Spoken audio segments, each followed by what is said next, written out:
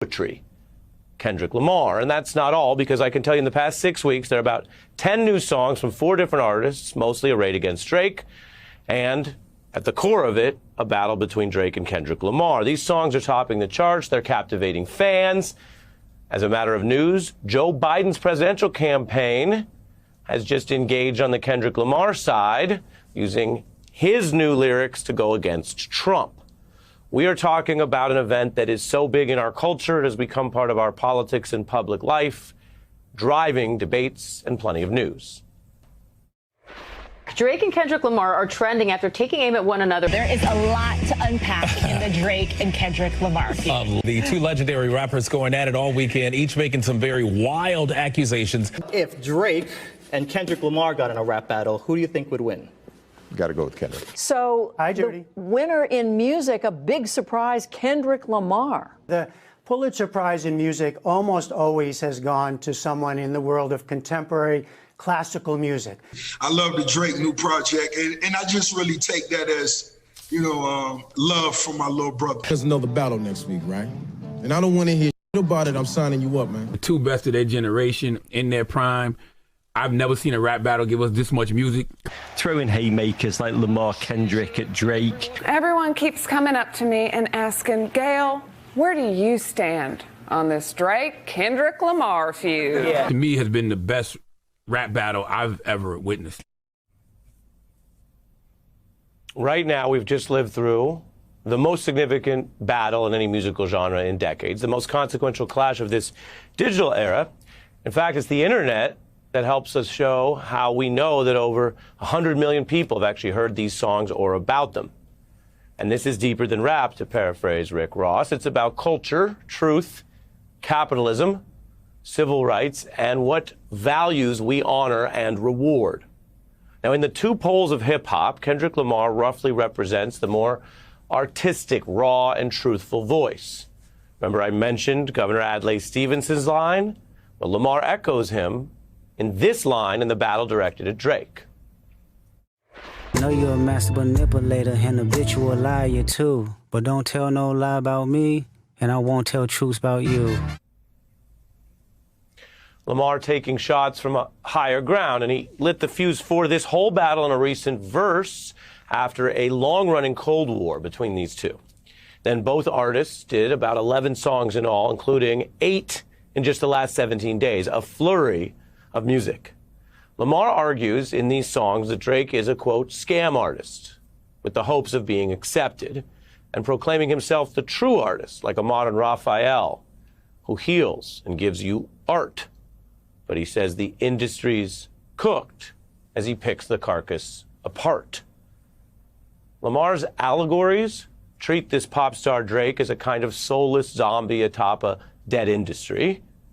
And Lamar casts himself as a reluctant but lethal artistic warrior and revolutionary.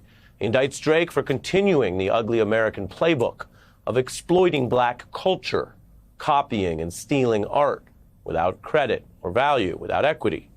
And this is an issue from current artists that Drake works with to the others that he may idolize. Take the late Tupac Shakur. Lamar invokes Tupac partly for their shared vision.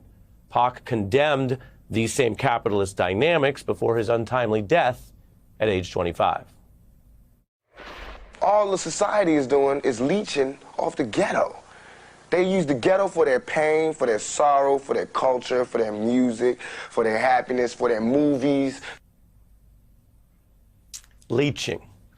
Tupac Shakur was then diagnosing a problem in American capitalism and how it controls culture, what he called there the ghetto, quote unquote, or black culture, from entertainment and movies to music to withering and punishing contracts and abusive artists while they lived and after they died.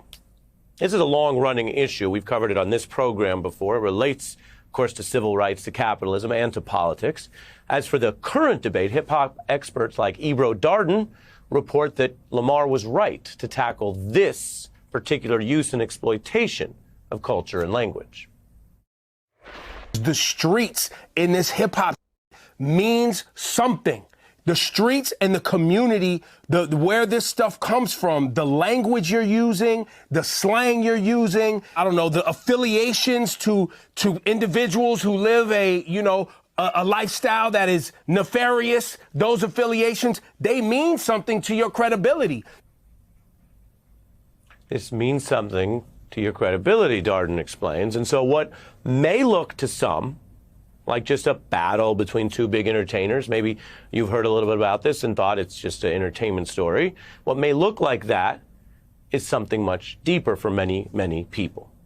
Now, it's a battle. Drake has been arguing that Lamar is actually the poser in his own right, saying he acts like an activist and plays with those themes lyrically, but doesn't actually take action for his community, that it's all make-believe. Drake also says that while he works hard, Lamar doesn't even make that much music anymore. And Drake dismisses this kind of hand-wringing over hits as Kendrick trying to have it both ways. The idea is top artists want to go number one. So Drake argues his competitors only do so by either making songs with him, so they do benefit from it, he would argue, or picking fights and talking about him, the boy, in a lopsided 20-on-1 matchup. Florida homeowners, did you know that right now you can get a brand new AC unit for your home at no cost to you? We already know it's a 20v1. We already know why you went number one. It's clearly because of the boy. The honorable thing is to give me the loot. Now, Drake's responses make some points here with artistry. But over the course of this battle, he found himself defending a type of status quo and then backing off this big, long-awaited battle after he'd taunted Lamar about everything from how often he drops music to whether he would get involved in this battle, which he really did. Now, what we're discussing here is a small slice of these issues. Both men also accused each other of serious crimes with no evidence, the kind of claims that responsible journalists don't even repeat. The songs devolving into acrimony and unverifiable accusations, as the New York Times put it, with attacks on everything from race to appropriation to body image to misogyny and trauma and more. Now, many have noted the extremes as well here. And this is where culture may reflect and extend some of the broader problems we face today. From our politics to how we live and learn and engage online, we have this kind of cynical anti-truth mode that has become very normalized. I bet you're familiar with it if you follow news and politics. This is where in campaigns and sometimes in cultural conversations, people will seriously say, well, if the conspiracy theory sticks, it doesn't matter if it's true. It worked. And I want to be clear as we take a look at this important battle that these kind of lyrical contests were once waged more in the spirit of argument, lyricism, artistry, and some sense of truth.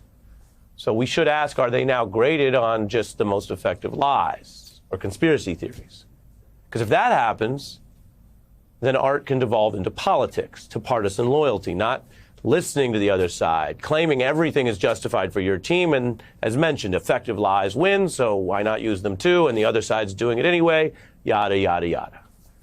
Now that's not only corrosive, it also makes us vulnerable to a bigger problem where culture is less able to do what it has done, including specifically civil rights and black culture and American life for a long time, which is push us and redeem even our political divides. Today, some of this may only reflect them. And again, that may be a product of our digitized era. I'm not saying who in one single story is responsible, but noting some of these wider conflicts. So that's big picture. Now, this is still a battle, and there is the question of who won. Most hip-hop heads say Kendrick Lamar. That's clear online, from fans to rap media. As for the hits, well, this new Kendrick Lamar catalog, the new diss songs I've been telling you about against Drake, they're doing higher numbers with more likes than Drake, and they're breaking records, again, coming out of the unpredictable, organic, spontaneous exchange of poetry between these two lyricists. Now, Lamar himself cautions against using only that kind of metric. In the new songs, he criticizes faking for likes and digital hugs. It's on one of those new diss tracks, and he contrasts that with authentic credibility. Indeed, in these songs, After lodging objections to bad taste and bad ideas and appropriation and exploitation, Kendrick Lamar underscores his argument, which I've told you is supported by many in America right now, that he actually represents a movement. He says, notice, I said we.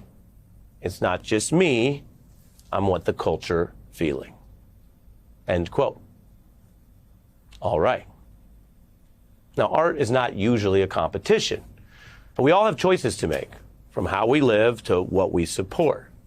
And even when it's boiled down to just picking sides, it can be more significant to look not only at who you endorse, because we're all going to make up our own minds, and I encourage you to do that, but how are we getting there? And are we communicating and figuring that out?